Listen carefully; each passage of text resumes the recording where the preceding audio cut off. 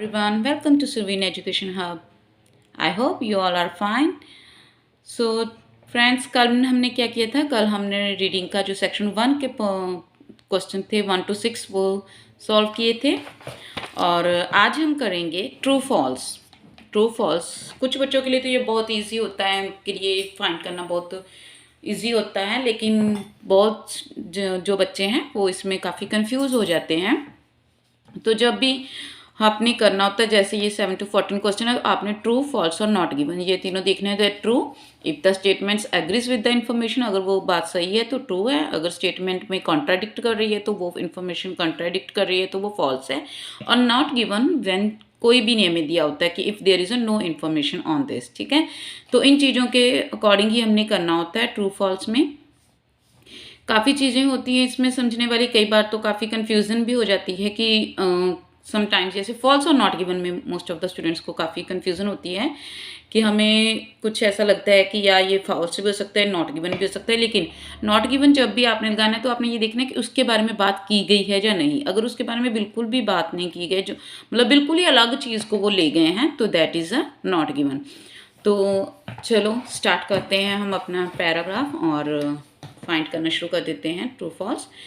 तो फर्स्ट इसमें एक थोड़ा सा इजी ये होता है कि आप कभी भी रीडिंग करो तो मोस्ट ऑफ द टाइम क्या होता है कि आपके ये जो है होते हैं ना ट्रू फॉल्स वगैरह, जहाँ ब्लैंक्स हो जाती हैं, जो कुछ भी ये ना सीरियल वाइज चलते हैं। सीरियल में लाइक कि अगर आपका फर्स्ट ये हो जाए ट्रू फॉल्स में फर्स्ट ये आ गया तो सेकंड नेक्स्ट ही होगा, तो थर्ड उसके नेक्स्ट होगा। कि बहुत रेयर चांसेस होते हैं कि वो हमें दोबारा पीछे से जाना पड़े, ज़रूरी नहीं होता, नहीं तो हमारा आगे के आगे ही चलता रहता है और ये एक प्लस पॉइंट भी होता है। और अगर आपको मैं यही सुजेस्ट करूँगी कि जिन बच्चों को, जैसे मैंने लास्ट वीडियो में कहा था कि जिन बच्चों को जो चीज़ में ज़्यादा इंटरेस्ट है, जिसमें लगता है कि वो बहुत जल्दी फाइंड कर लेते हैं, तो वो उसे पहले करें ट्राई। जैसे कि जो ब्लैंक्स में जल्दी जिनको फाइंड हो जाती हैं तो वो ब्लैंक्स वाला पैराग्राफ सबसे पहले ट्राई कर लें। और जिनको ट्रू फॉल्स, काफ़ी बच्चों की पकड़ होती है, कैचअप होता है कि वो बहुत जल्दी ट्रू फॉल्स फाइंड कर लेते हैं और जो सही होते हैं। तो अगर जिन बच्चों का इसमें ज़्यादा इंटरेस्ट है तो वो ट्रू फॉल्स पहले ट्राई करें। So let's start. As usual As usual, the festival will be held in the last weekend of June this year on Saturday to Monday. This ever since last year's festival, the commitment has been hard to work to make this year's best ever. जैसे कि मैंने आपको पिछली video में बताया था कि just एक ग्लांस आपको ले लेनी चाहिए कि उसमें हमें क्या क्या कहा गया। तो वैसे ट्रू फॉल्स में ये होता है कि जैसे देखो the festival is held every year, तो इसके मतलब की पॉइंट हमने उठाना होता है की पॉइंट। लेकिन इसका मतलब नहीं, ये नहीं है कि वो अगर वो वर्ड आ गया तो बस वही आंसर होगा, वही लाइन में आंसर होगा, उसके आगे पीछे हो सकता है आंसर। बस नीड है हमें उसे प्रॉपरली पढ़ने की कि उसमें कहाँ पर वो एग्जिस्ट कर रहा है। तो the festival is held every year, ठीक है। तो इसी के अकॉर्डिंग अब हम देखेंगे। ये देखो हमारी पहली जो लाइन है इसमें क्या कहा है, as usual the festival held in the last weekend of June this year on Saturday, Monday 27 to 29 June. Ever since last year's festival, the committee has been hard work. तो यहाँ से क्या पता चल गया, देखो hard work to the make this year's best ever. तो last year भी हुआ है, ठीक है ना। जो फेस्टिवल था वो लास्ट ईयर भी हुआ है और इस ईयर भी हो रहा है। तो इससे क्या पता चल जाता है हमें कि ये फेस्टिवल जो है वो हर साल होता है। तो this is a true, got it. Next this years festival focus on the towns history. तो जो इस बार जो उसका मेन फोकस है, जो टारगेट है, जो मेन थीम होगा, या जो हम कह सकते हैं कोई भी चीज़ है कि जो जिस पर ज़्यादा है फोकस, तो वो क्या है, टाउन्स हिस्ट्री को क्लियर करना है, उन्होंने शो करना है। So committee has been work to make this year's best ever. The theme is written through the ages. Scenes will be acted as showing how town has developed since its first established. लो जी, ये रहा हमारा आंसर। उसने कहा कि the theme is written through the ages, scene will be acted out showing how the town has developed. जो टाउन कैसे डेवलप हुआ है फर्स्ट से लेकर कि जब उसको शुरुआत से वो इस्टेब्लिश हुआ था, तो उसके बाद वो कैसे कैसे डेवलप हुआ। तो इसके बाद डायरेक्टली हमें क्या पता चल रहा है कि उसकी हिस्ट्री के बारे में बताएंगे कि सबसे पहले क्या हुआ था, उसके बाद उसमें क्या चीज़ें चेंजेस आई हैं, फिर क्या क्या ऐड हुआ, कैसे उसकी डेवलपमेंट हुई है। तो इसी का आंसर भी हमें क्या मिल गया है, true. Third, goods displayed in the craft fair are unlike ones found in shop. क्या कहा गया कि जो गुड्स हैं वो डिस्प्ले की जाएंगे क्राफ्ट फेयर में, ओके। और unlike ones found in shop, जैसे कि शॉप्स में हमें फाइंड होती हैं वैसे नहीं होगा, वो डिस्प्ले की जाएंगी, ठीक है, display in the craft fair. The craft fair is, तो यहाँ से हमें पता चल जाएगा कि हमारा यहाँ से कोई ना कोई हमें आंसर यहाँ पर मिल जाएगा कि ट्रू है कि फॉल्स है कि नॉट गिवन है। So the craft fair is a regular part of the festival. Come and meet professional artists, designers and craftsmen women who will display their jewelry, paintings, ceramics and much more.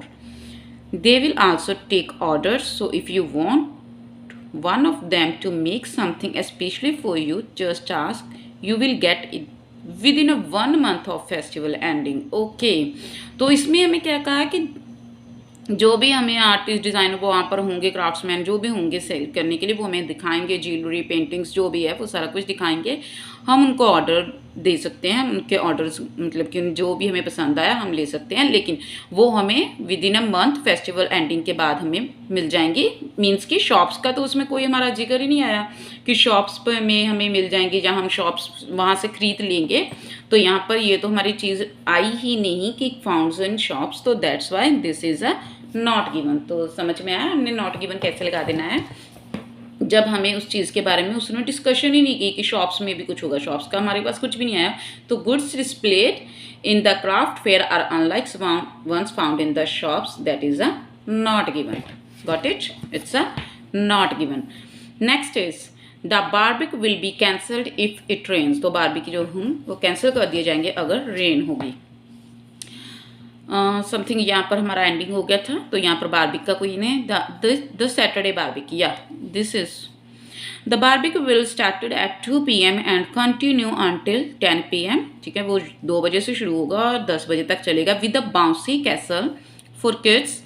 The barbecue will be held in Palmer's field और in the town hall if there's rain. Okay, तो उसने कहा है कि अगर rain हुई तो बारबिक कहाँ पर होगा, पार्मर्स फील्ड या फिर टाउन के हॉल में। तो यहाँ पर तो इसने कह दिया कि कैंसिल ही हो जाएगा, कैंसिल तो हुआ ही नहीं। उसने कहा है कि वो मतलब कि हमारा उसकी प्लेस जो होगी वो पार्मर्स फील्ड या फिर टाउन हॉल में होगा। तो this is a false, clear cut false आ गया है हमारे पास। Adults can attend a barbecue at any time without charge. Okay, तो adults के बारे में बात की है कि adults जो हैं वो किसी भी टाइम विदाउट चार्ज जा सकते हैं, मीन्स कि उन्हें फ्री है। The Saturday barbecue will start this and this. Yeah, book your tickets now as they always sell very quickly. As they always sell very quickly, sell out very quickly means tickets बहुत जल्दी finish हो जाती हैं, ख़त्म हो जाती हैं। Every entry for under 16 free all day, उनके लिए सारा दिन फ्री हो जाता है। Adults can come free until 6 PM and pay €5 after that. Okay, यहाँ पर कॉस्ट लिखी हुई है कि उन्हें 5 पे करने पड़ेंगे अगर उन्हें 6 PM तक होना है। ठीक है, तो यहाँ पर क्या हो गया, अडल्ट्स को पे करने पड़ेंगे, 6 PM तक वो फ्री हैं, उसके बाद उन्हें पे करने पड़ेंगे। तो यहाँ पर क्या हो गया, उसने तो कहा कि adults can attend barbecue at any time, तो यहाँ पर टाइम उसने किसी भी टाइम कह दिया, जबकि ये तो गलत हो गया। तो यहाँ पर क्या आ जाएगा हमारा फॉल्स। नेक्स्ट है A mature magician will perform during the whole of the barbecue। तो पूरा जो बारबिक के पूरा टाइम वो क्या है, बारबिक के जो अमेच्योर हैं, मतलब मेच्योर नहीं है, प्रोफेशनल नहीं है, वो म्यूजिशियन परफॉर्म करेंगे सारा दिन। So there will be live music throughout with the local mature bands in the afternoon and professional musician in the evening। Oh yeah, we got it। उसने क्या कहा है कि जो लोकल हैं मेच्योर बैंड्स वो आफ्टरनून करेंगे और उसके बाद प्रोफेशनल म्यूजिशियन करेंगे। तो यहाँ पर तो फिर ये भी क्लियर कट हमें फॉल्स मिल गया है कि उसने कहा कि वो सारा दिन करेंगे, तो सारा दिन तो भी नहीं करेंगे perform. So that's why this is also false. Next is sitting. Seating is available for watching the boat races. Okay, वहाँ पर स्पेस है, सीटिंग है किसके लिए, कि अगर हमने बोट रेस देखनी है, बोट रेसेस देखनी है, तो उसके लिए सीट्स अवेलेबल हैं। They told us on Saturday we are delighted to introduce afternoon. उसने कहा कि Sunday, sorry, on Sunday On Sunday, we are delighted to introduce an afternoon of boat races arranged by the Ripton Rowing Club. The spectator area by the bridge has plenty of room, stand and cheer the boats home. Okay, yeah, the spectator area bridge has plenty of rooms to stand and chair the या। तो यहाँ पर क्या था, seating is available. Seating जो है हमारी, seating मतलब वहाँ पर हमें स्पेस मिल रही है बोट रेसेस देखने के लिए। तो यही यहाँ पर मिल चुका है हमें द स्पेक्टेटर, जो हम देखने वाले हैं the Spectator area. The bridge has plenty of room, वहाँ पर काफ़ी रूम है, काफ़ी जगह है होने के लिए और उनको बोट्स को चीयर अप करने के लिए उनको। In addition to a number of benches, benches भी हैं। So there is a, this is a true. Okay, ये हमारा ट्रू हो गया।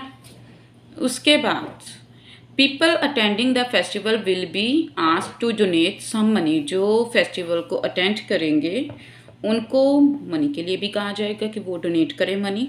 Okay, so it's last line only. All money raised by the festival will go to support the sports club in Ripton. हाँ, जैसे कि मैंने आपको पहले भी बताया है बेटा, जैसे कि मैंने फ्रेंड्स आपको पहले भी बताया है कि ये क्या होता है कि अगर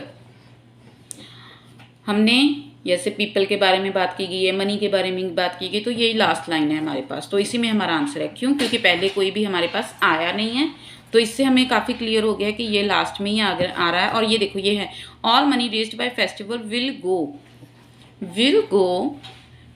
to sports clubs Ripton. Okay, तो वो तो उन्होंने ये बताया कि किसको जाएगी, स्पोर्ट्स क्लब इन रिप्टन, वहाँ पर जाएगी। लेकिन इसमें कहीं नहीं कहा गया है हमें कि जो पीपल अटेंड कर रहे हैं वो मनी को डोनेट करें, तो ये भी हमारा क्या हो गया, नॉट गिवन। ओके, तो आई होप आपको ये ट्रू फॉल्स जो मैंने करवाए वो आपको समझ लग गए होगी और आपको क्लियर हो गया होगा। अगर आपको कोई भी प्रॉब्लम है आप मुझसे पूछ सकते हैं। आई होप माई वीडियो आपको पसंद आई होगी मेरी video, and if you like my video kindly subscribe my channel and like and share. Thank you.